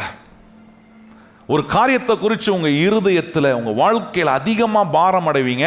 அந்த காரியத்துக்கு நீங்கள் ஆரோக்கியத்தையும் சீரமைப்பையும் உண்டு பண்ணுகிறவங்களா இருப்பீங்க. நல்லா கவனிக்கணும். மூன்றாவது வெற்றிக்கான அறிகுறி என்னன்னா, வெற்றிக்கான கோட்பாடு ஆண்டவர் சொல்றாரு, உங்க மேல வச்சிருக்கிற வேலையை செய்வதற்காக சில காரியத்தில் கர்த்தர் உங்களை பாரப்படுத்துவார். எந்த காரியத்துக்காக உங்க இருதயம் பாரம் அடைகிறதோ அந்த பாரம் அடையக்கூடிய காரியத்துக்கு உங்களை சுகமாக்குறவர்களாக, சீரமைக்கிறவர்களாய் கர்த்தர் உங்களை பயன்படுத்துவார். நல்லா கவனிக்கணும். அது whatever you grieve or burdened in your heart, for that you will be a healing person, a restoring person. அந்த காரியத்துக்கு சுகத்தையும் சீரமைப்பையும் உண்டு பண்ணக்கூடிய ஒரு அழைப்பை, ஒரு வேலையை கர்த்தர் உங்க மேல வச்சிருக்கிறார்ன்றதை கர்த்தர் காட்டுவார். இது எப்படி நான் கண்டுபிடிக்கிறது, எப்படி நான் அறிந்து கொள்றது? எனக்கு ஒரு பேர்டனை ஆண்டவர் கொடுக்குறாரு. அந்த பேர்டன், எந்த காரியத்தில் நான் பேர்டன் அடைகிறேனோ, பாரம் அடைகிறேனோ, அந்த காரியத்துக்கு சுகத்தையும் சீரமைப்பையும் உண்டு பண்ணக்கூடியவனா நான் இருக்கிறேன்னு எப்படி கண்டுபிடிக்க முடியும்? ஒரு உதாரணம் காட்டுறேன் பாருங்க. நெகேமியா ஒரு அற்புதமான உதாரணம். நெகேமியான் புஸ்தகம் வாங்க. நெகேமியான் புஸ்தகத்தில் கவனிச்சு பாருங்க. அங்கே நீங்கள் பார்த்தீங்கன்னா, அங்கே 1ஆம் அதிகாரத்தில் நெகேமியா உடைய வாழ்க்கையை கொஞ்சம் கவனிச்சு பாருங்க. ராஜாவிடத்தில் பானபாத்திரக்காரனாக இருக்கிறான். அவனுக்கு எந்த பிரச்சனையும் இல்லை, எல்லாமே அவனுக்கு வேண்டிய எல்லா வசதியும், ராஜாவையும் வசதியாக கவனிச்சிக்கலாம், அவனும் வசதியாக இருந்துக்கலாம். இப்படி இருந்த அவனுடைய இருதயத்துக்குள்ள ஒரு பாரம் உண்டாகுது. அந்த பாரம் உண்டான உடனே அதை சரி பண்ணணும், அதுக்குண்டான ஆரோக்கியத்தையும் சீரமைப்பையும் உண்டு பண்ணணும்ன்ற ஒரு வேலை அவனுக்குள்ள கர்த்தர் செய்கிறார் பாருங்க. அதுதான் வெற்றிக்கான கோட்பாடு. நீங்க வெற்றி அடையணும்னா வாழ்க்கையில் எந்த காரியத்தை குறித்து பாரம் அடைகிறீங்களோ அந்த பாரம் அடையக்கூடிய காரியத்துக்கு ஏதுவா நீங்க வேலை செய்து அதை சீரமைக்கக்கூடிய ஒரு முயற்சியை கர்த்தர் உங்க மூலமா செய்வார். ஏன் செய்யறாருன்னா, இந்த தேவனுடைய வார்த்தை உங்களை புத்திமான ஆக்குறதுனால அப்படிப்பட்ட சீரமைக்கக்கூடிய வேலையை கர்த்தர் உங்க மூலமா செய்வார். இங்க பாருங்க, 3ஆம் வசனத்தை வாசிப்போமா? நெகேமியா 1ஆம் அதிகாரம் 3ஆம் வசனத்தையும் 4ஆம் வசனத்தையும் வாசிப்போமா? எல்லாம் எடுத்துட்டீங்களா? நெகேமியா 1:3-4 வாசிப்போம். அதற்கு அவர்கள் சிறையிருப்பில் மீதியா இருக்கிறவர்கள் அந்த தேசத்திலே மகா தீங்கையும் நிந்தையும் அனுபவிக்கிறார்கள். எருசலேமின் அலங்கம் இடிக்கப்பட்டதும் அதன் வாசல்கள் அக்கினியால் சுற்றி எரிக்கப்பட்டதுமாய் இருக்கிறது என்றார்கள். இந்த வார்த்தைகளை கேட்டபோது நான் உட்கார்ந்து அழுது சில நாளாய் துக்கித்து உபவாசித்து மன்றாடி பரலோகத்தின் தேவனை நோக்கி, பரலோகத்தின் தேவனாகிய கர்த்தாவே, உம்மில் அன்பு கூர்ந்து உம்முடைய கற்பனைகளை கைக்கொள்கிறவர்களுக்கு உடன்படிக்கையும் கிருபையும் காக்கிற மகத்துவமும் பயங்கரமான தேவனே. நெகேமியாவுக்கு ஒரு செய்தி சொல்லப்படுகிறது.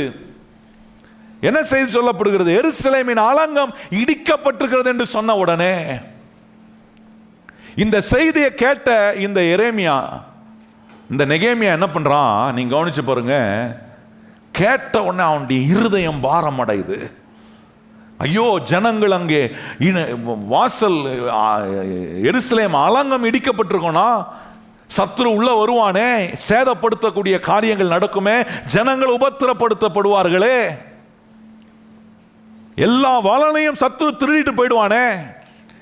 இதெல்லாம் கேட்ட உடனே அவனுடைய இருதயம் பாரம் அடைந்த உடனே அதற்காக அழுது உபவாசித்து மன்றாடி ஜெபம் பண்றான். அதை சரி செய்வதற்கான வேலைக்குள்ள ஆண்டவரால் அவன் நடத்தப்படுறான். பாருங்க, ஆண்டவர்கிட்ட சொல்றான், ஆண்டவரே, மகத்துவம் உள்ளவரே, இரக்கம் காட்டுகிறவரே, உடன்படிக்கை செஞ்ச தேவனே, இந்த காரியம் இப்படி இருக்கிறதே, எருசலேம் அலங்கம் இடிக்கப்பட்டிருக்கிறதே, இதை சரி செய்யணுமே ஆண்டவரே என்று ஆண்டவர் அவனுக்கு கொடுத்த அந்த செய்தியை கேட்ட உடனே அவனுடைய இருதயம் பாரப்படுது.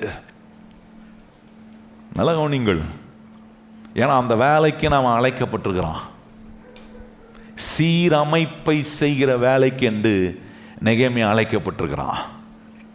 அதனால தான் அவனுக்கு அந்த செய்தி கேட்ட உடனே அவனால் சும்மா இருக்க முடியல. நல்ல கவனிங்க கர்த்தருடைய பிள்ளைகள், பிரச்சனையை தீர்க்கிறவர்களாய் நீங்க இருக்கிறீங்கன்றத நீங்க அறிந்து கொள்ளும் போது, இந்தக்காக உங்களை கர்த்தர் அழைச்சிருக்கிறாரு, அந்த அழைப்பு உங்க மேல இருக்குன்றது தெரியும் போது, சில காரியத்தில் கர்த்தர் உங்களை பாரப்படுத்தும் போது சும்மா இருக்க மாட்டீங்க. ஆண்டவர்கிட்ட அதற்காக மண்டாடுவீங்க. மண்டாடி அதற்குண்டான சீரமைப்பு செய்ய வேண்டிய காரியத்துக்கு நேராக நீங்க முயற்சி செய்வீங்க. ஏன் இந்த நெகேமியா இப்படி கதறான் தெரியுமா? ஏன் அழுது அவன் கதறான்? ஆண்டவர்கிட்ட உபவாசம் பண்ணி அவன் ஏன் ஜெபிக்கிறான்? காரணம், இஸ்ரவேல் மக்கள் பாபிலோன் தேசத்தில் சிறைபிடிக்கப்பட்ட போது, அந்த பாபிலோன் தேசத்திலிருந்து அவர்களை சிறை பிடிக்கப்பட்ட நிலையிலிருந்து விடுவித்து எருசலேமுக்கு கொண்டு வந்தவன் இந்த நெகேமியா. கர்த்தர் அவனை பயன்படுத்தினார். இப்ப பார்க்கிறான், இப்ப கர்த்தர் நம்மளை அங்கிருந்து விடுவித்து கொண்டு வந்து நமக்கு நாட்டுக்குள்ள வைத்திருக்கும் போது, இங்க பாதுகாப்பா இருக்கக்கூடிய ஒரு சூழ்நிலை இல்லையே என்று கேட்டபோது நெகேமியாவுடைய இருதயம் கலங்குது. கேட்டவன் பாரப்பட்டு ஜெபம் பண்றான். ஜெபம் பண்ணிட்டு ஜெபத்தோட நிறுத்தல,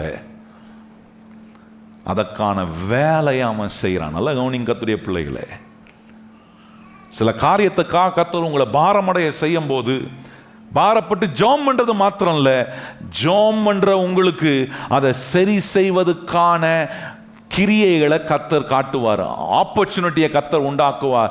ஐடியாஸை கர்த்தர் கொடுப்பார். ஆலோசனைகளை கர்த்தர் கொடுப்பார். அதை செயல்முறைப்படுத்தக்கூடிய திட்டங்களை கர்த்தர் உங்கள்கிட்ட கொடுக்கும் போது, அதை செயல்படுத்த நீங்க தைரியமா ஒரு காரியத்தில் இறங்கி செய்யணும். இந்த நெகேமியா தைரியமா இறங்கி செஞ்சான் பாருங்க. போய் ராஜாவிட்ட கேட்கறான், உத்தரவு கேட்கறான். ராஜாட்ட கேட்டவொடனே உனக்கு உத்தரவு கிடைச்சிச்சுங்க. ஐயா சொல்றாரு, போ முதல்ல போய் அந்த வேலையை போய் பாரு. இடிக்கப்பட்டிருக்கா, ஆபத்தா, போய் முதல்ல அதை கவனி. அதுக்கு என்ன ஆவணம் வேணுமோ, என்ன உதவி வேணுமே நான் எழுதி தரேன். நான் உனக்கு எல்லா சலுகையும் உனக்கு கொடுக்குறேன். எல்லா அதிகாரமும் உனக்கு நான் அனுகூலப்படுத்தி தரேன். போனா போய் வேலையை செஞ்சான் பாருங்க. நல்ல கவனிங்க கர்த்தருடைய பிள்ளைகளே, நீங்க எந்த வேலையை செய்ய அழைக்கப்பட்டிருக்கீங்களோ அதற்கான பாரம் உங்க இருதயத்துக்குள்ள சில காரியங்களை நீங்க சந்திக்கும் போது, சில சூழ்நிலைக்குள்ள போகும்போது கண்டிப்பா வரும். சில நேரம் சில ஊழியர் என்கிட்ட கேட்பாங்க, ஆண்டவர் என்ன பிரசங்கியாரை தான் வச்சிருக்கிறாரு, நான் எப்படி கன்ஃபார்ம் பண்ணுறது, எனக்கு எப்படி அந்த ஒரு கன்ஃபர்மேஷன் கேட்பாங்க. சில நான் சொல்லுவேன், உங்களுக்கு எப்படி அந்த கன்ஃபர்மேஷன் வந்துச்சுன்னு என்னை பார்த்து கேட்பாங்க சிலர். ஆண்டவர் உங்களை ஊழியத்துக்கு தான் அழைச்சிருக்கிறான்ற எப்படி கன்ஃபார்ம் பண்ணீங்க? பல காரியங்கள் இருக்கு. ஆனால் ஒன்று, என்னை கர்த்தர் பிரசங்கியாரா இருக்கணும்னு அழைத்திருக்கிறாருன்றது எனக்கு எப்படி தெரியும்னா, நான் சொன்னேன், அழிந்து போகிற ஆத்துமாக்களை பார்க்கும்போது நல்ல சுவிசேஷத்தை, நல்ல இயேசுவை எனக்கு கொடுத்திருக்கிறாரு, அந்த இயேசுவை அவர்களுக்கு பிரசங்கிக்கணுன்ற ஒரு பாரம் எனக்குள்ள வருதே. அதுதான் என்ன கர்த்தர் அவருடைய வார்த்தையை பிரசங்கிக்கிற, அவருடைய சுவிசேஷத்தை பிரசங்கிக்கிற ஒரு பிரசங்கியாரா இருக்கும்படி என்னை அழைத்திருக்கிறார் என்பது எனக்கு தெரியும் நான் சொல்லுவேன். நல்ல கவனிங்க கர்த்தருடைய பிள்ளைகளே,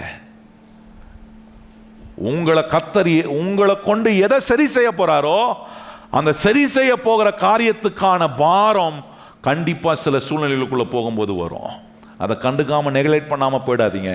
ஏன்னா அந்த இடத்துல, அந்த சூழ்நிலையில் உங்களை உபயோகப்படுத்தி தான் அந்த பிரச்சனையை சரி செய்ய கர்த்தர் உங்கள் இருதயத்தை கர்த்தர் பாரப்படுத்துறாரு.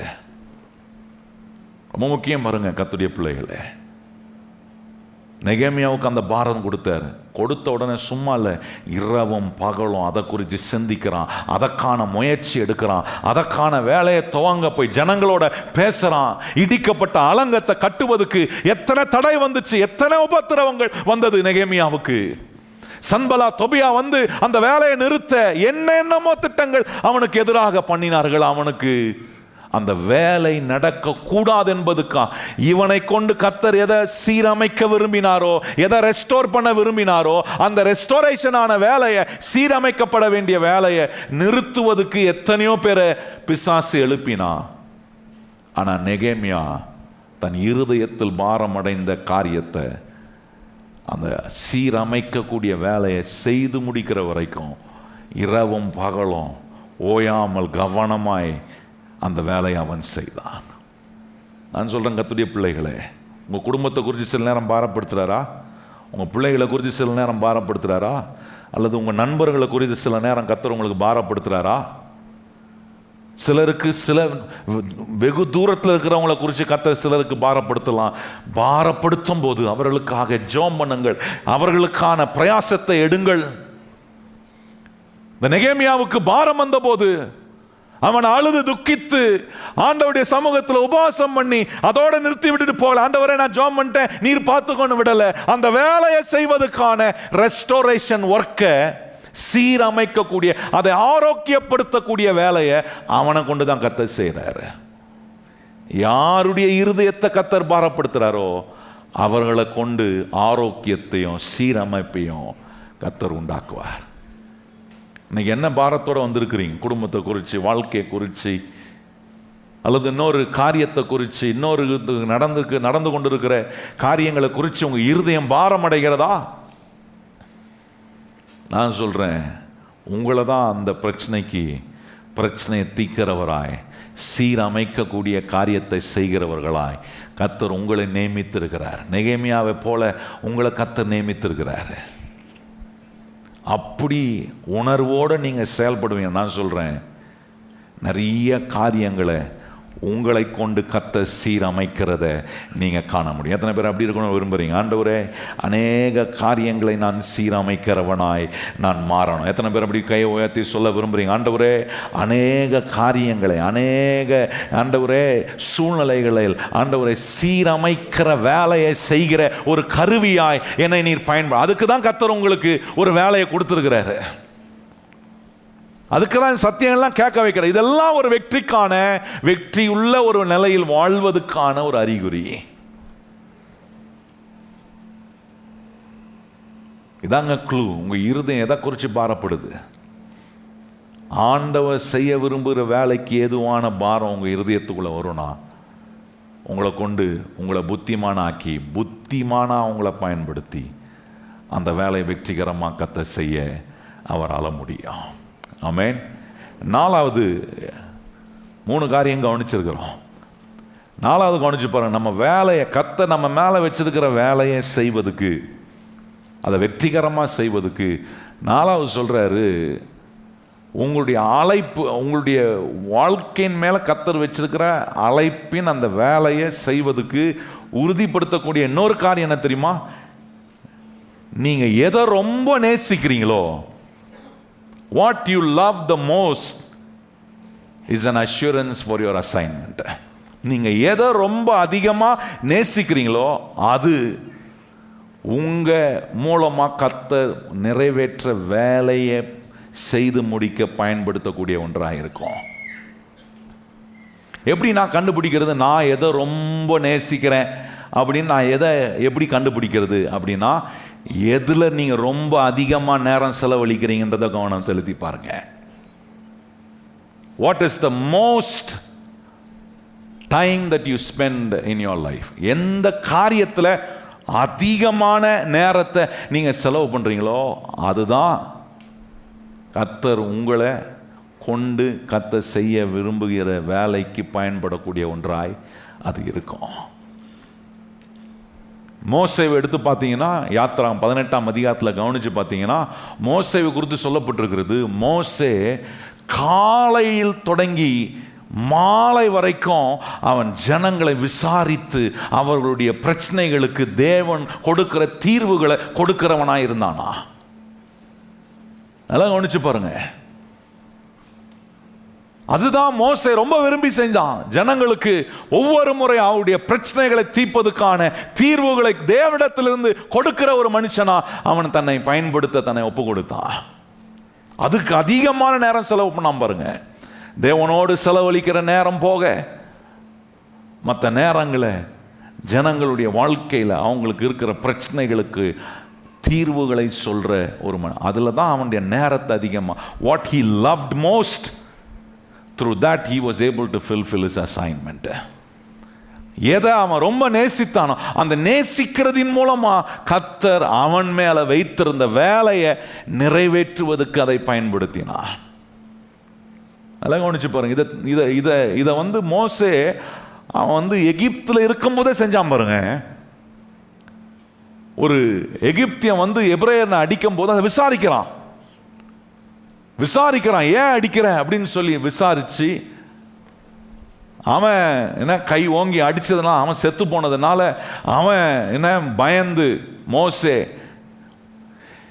2 எபிரேயர்கள் சண்டை போட்டு கொண்டிருக்கும் போது அதை போய் வாக்குவாதம் பண்ணி கொண்டிருந்தது தீர்த்து வைக்க போன போது அவன் சொல்றான், என்ன நீ அந்த எகிப்தினை அடிச்சு காலி பண்ண மாதிரி எங்களையும் அடிச்சு காலி பண்ணலாம் நீ நினைக்கிறியோ அப்படின்ற காரியத்தை சொன்ன உடனே மோசே பயந்து, பார்வோன் என்ன செய்வாரோ என்று பயந்து அவன் அந்த எகிப்தை விட்டு ஓடுறான். வனாந்தரத்தில் 40 வருஷம் இருந்தான்.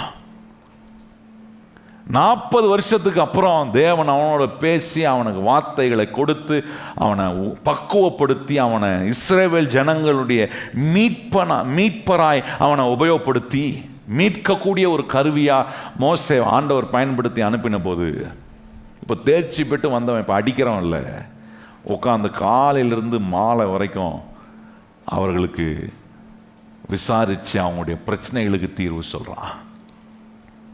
அது நடுவில் நீங்கள் கவனித்து பாருங்கள். அதில் 12ஆம் வசனத்துலேருந்து வாசித்தீங்கன்னா நீங்கள் அந்த சம்பவம் ஃபுல்லாக வாசிங்க, இன்ட்ரெஸ்டிங்காக இருக்கும். மோசையுடைய மாமனார் சொல்கிற, இப்படி காலிலேருந்து சாயந்தரம் வரைக்கும் இப்படி நீயே எல்லாத்தையும் பார்த்தா எல்லா வேலையும் நீ செய்ய முடியாதுப்பா, இதுக்குன்னு சிலரை நேமி, மிக முக்கியமான பிரச்சனையை மாத்திரம் நீ டீல் பண்ணு அப்படின்னு மோசேயுடைய மாமனார் அவனுக்கு ஒரு நல்ல ஆலோசனையை கொடுக்கிறார். ஆனால் என்ன கவனிக்கிறோம் நாங்கள், மோசே தான் விரும்பினது என்ன என்பதை தான் அங்கே பார்க்குறோம். அதை தான் காட்ட விரும்புகிறேன்.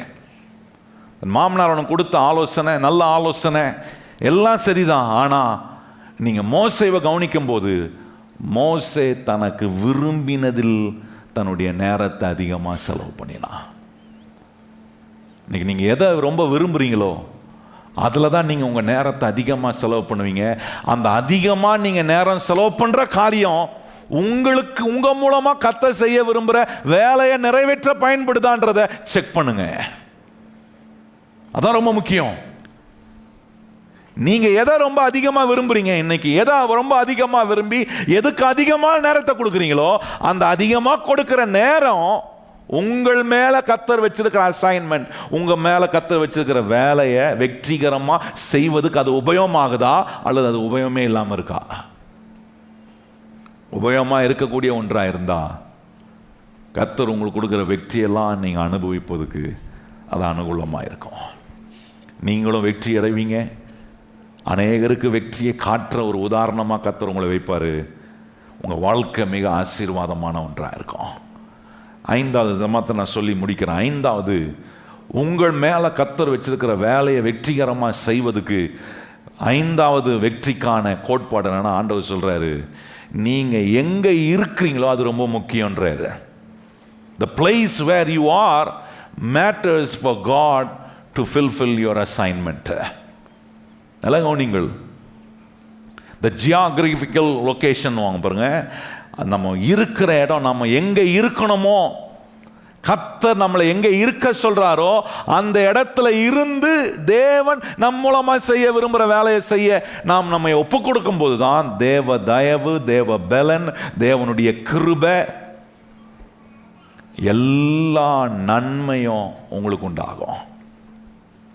தேவன் சொல்ற இடத்துல இல்லாம நீங்க எங்கேயாவது இருந்தீங்கன்னா தேவ தயவு வராது, மனுஷ தயவு கிடைக்காது, கிருபை கிடைக்காது, ஆசீர்வாதம் உண்டாகாது, வழி திறக்கப்படாது. உங்க மேல கர்த்தர் வச்சிருக்கிற வேலையை வெற்றிகரமா செய்ய முடியாது. இயேசுநாதரை ஒரு அற்புதமான உதாரணமா பார்க்கலாம். கவனிச்சு பாருங்க. சிலுவை பரியந்தம் தன்னை கீழ்ப்படிய ஒப்பு கொடுத்து பிதாவின் சித்தத்தை செய்ய தன்னை முழு மனதா ஒப்பு, எங்கே இருக்கணுமோ, எந்த இடத்துல இருந்து என்ன செய்யணும்னு பிதா விரும்பினாரோ அதை செய்யக்கூடிய இடத்தில் தன்னை வைக்க மிக கவனமாக இருந்தார். ஆபிரகாம் எடுத்து பாருங்க. ஆண்டவர் ஆபிரகாமை அழைத்த போது ஆண்டவர் சொல்றார், உன் தகப்பனையும் உன் இனத்தையும் விட்டு நான் உனக்கு காண்பிக்கும் தேசத்துக்கு போ, அங்கே நான் உன்னை பெரிய ஜாதியாக்குவேன், நான் உன்னை ஆசீர்வதிப்பேன், உன்னை ஆசீர்வதிக்கிறவங்களை ஆசீர்வதிப்பேன், உன்னை சபிக்கிறவங்களை சபிப்பேன், பூமியில் உள்ள வம்சங்கள் எல்லாம் உன் மூலமா ஆசீர்வதிக்கப்படும். இவ்வளத்தையும் சொல்றாரு. எப்போ? நான் சொல்லும் இடத்துக்கு நீ போகும்போது தான் அது நடக்கும். ஆபிரகாம்கிட்ட ஆண்டவர் சொன்னோன்னா ஆண்டவர்கிட்ட ஆபிரகாம் சொல்லியிருக்கலாம், ஆண்டவரே நான் இங்கேயே இருக்கிறேன், இங்கேயே தாரோம் ஆசீர்வாதம்.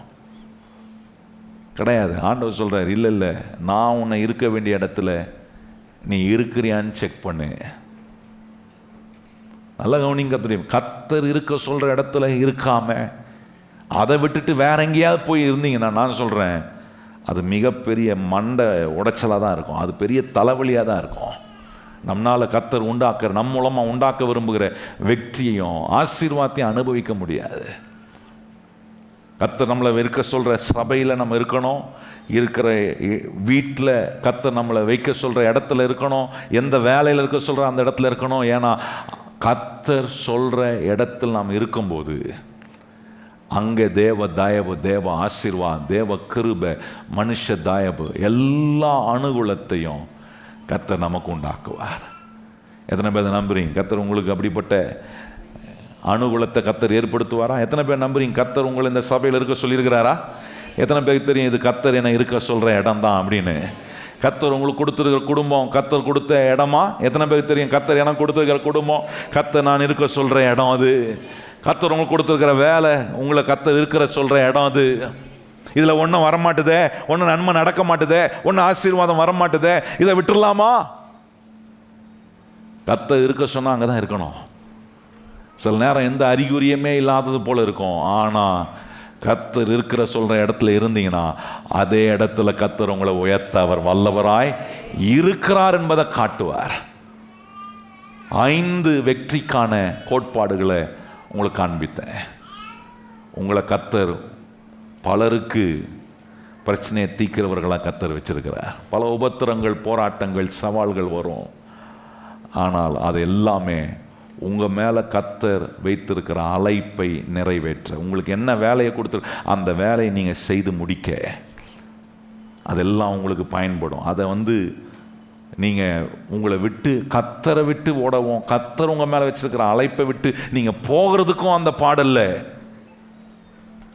நல்லா கவனிங்கள்.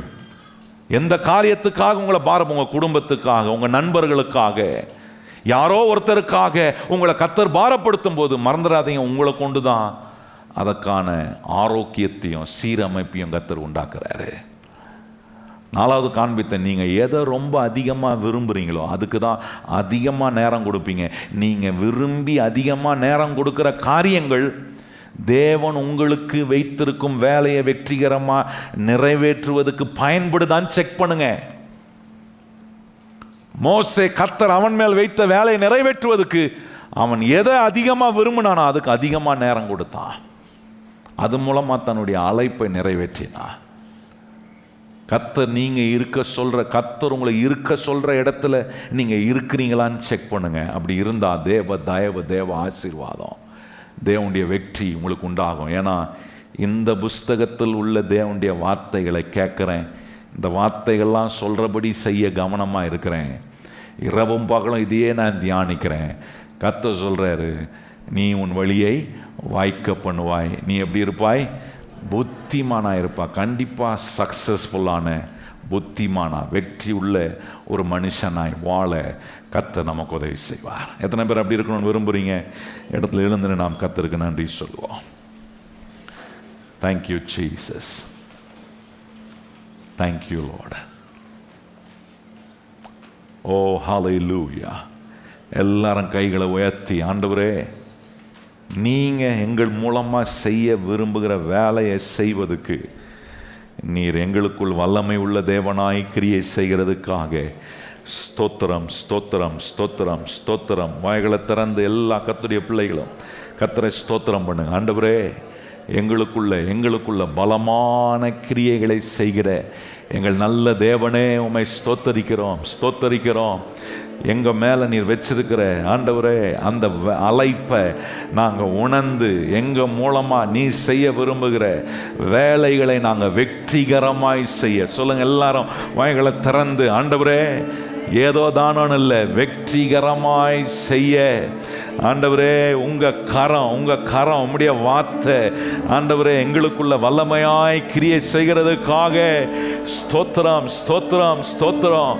உம்மால கூடாதது ஒன்றும் இல்லை ஆண்டவரே. எங்களை கொண்டு நீ செய்ய விரும்புகிற வேலையை செய்வதற்கு நீர் எங்களுக்கு கற்றுக் கொடுக்கிற கோட்பாடுகள் எல்லாம் ஆண்டவரே, இந்த 5 கோட்பாடுகளையும் நாங்கள் கவனமாய் ஆண்டவரே எங்கள் வாழ்க்கையில கை கொள்ள எங்களுக்கு உதவி செய்யுங்க ஆண்டவரே, எங்களுக்கு உதவி செய்யுங்கப்பா. ஓ ஹல்லேலூயா. உங்க கைகள் கூறுகவில்லை, உம்மால் கூடாதது எதுவும் இல்லை. உங்க கைகள் கூறுகவில்லை, உம்மால் கூடாதது எதுவும் இல்லை. உம்மால் கூடாதது எதுவும் இல்லை. என் இயேசுவால் கூடாதது எதுவும் இல்லை. உங்க கைகள் கூறுகவில்லை, உம்மால் கூடாதது எதுவும் இல்லை. சத்தம் எல்லாரும், உங்க கைகள் கூறுகவில்லை, உம்மா கூடாதது எதுவும் இல்லை. உம்மால் கூடாதது எதுவும் இல்லை. உம்மால் கூடாதது எதுவும் இல்லை. 2 கைகளை உயர்த்தி, உங்க கைகள் கூறுகவில்லை, இயேசுவே உம்மா கூடாதது எதுவும் இல்லை. உங்க கைகள் கூறுகவில்லை, உம்மா கூடாதது எதுவும் இல்லை. உம்மால் கூடாதது எதுவும் இல்லை. இயேசுவால் கூடாதது எதுவும் இல்லை. இயேசுவால் கூடாதது எதுவும் இல்லை. இயேசுவால் கூடாதது எதுவும் இல்லை.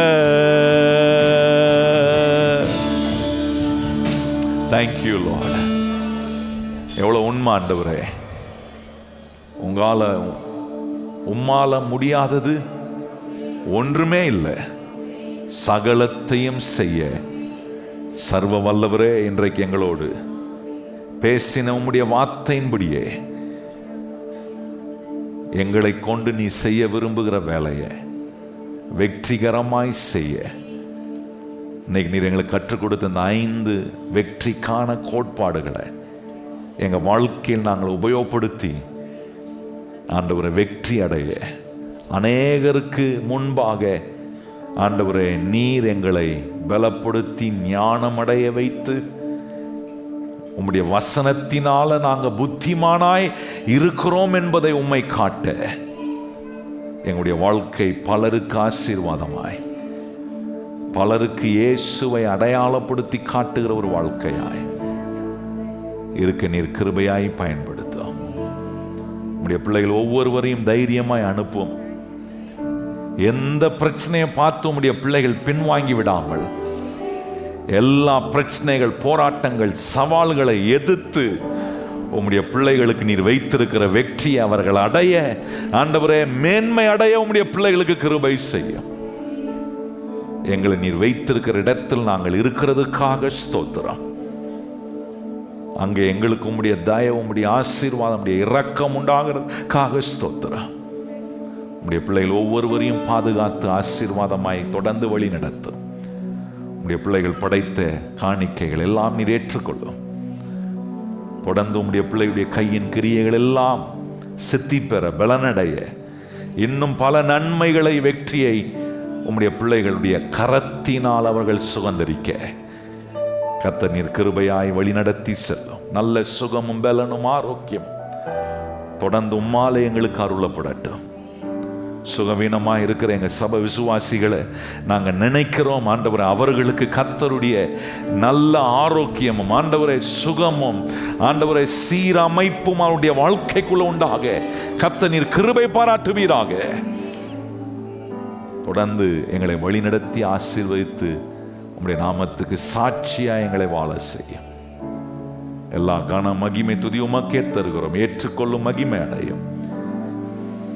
இயேசு கிறிஸ்துவின் அன்புள்ள நாமத்தில் வேண்டி ஜெபம் செய்கிறோம் எங்கள் பரிசுத்தம் உள்ள நல்ல பிதாவே, ஆமென். இப்பொழுது நம்முடைய கர்த்தராகிய இயேசு கிறிஸ்துவினுடைய கிருபையும் பிதாவாகிய தேவனுடைய அன்பும் பரிசுத்த ஆவியானவருடைய அந்யோன்ய ஐக்கியமும் இன்றும் என்றும் சதா காலங்களும் நம் அனைவருடன் நிலைத்திருப்பதாக. ஆமென். நம்ம எல்லாரும் இணைந்து சொல்லுவோம், என் ஆத்துமாவே கர்த்தரை ஸ்தோத்திரி, என் முழு உள்ளமே பரிசுத்த நாமத்தை ஸ்தோத்திரி, என் ஆத்துமாவே கர்த்தரை ஸ்தோத்திரி, கர்த்தர் செய்த சகல உபகாரங்களையும் மறவாதே. ஆமென்.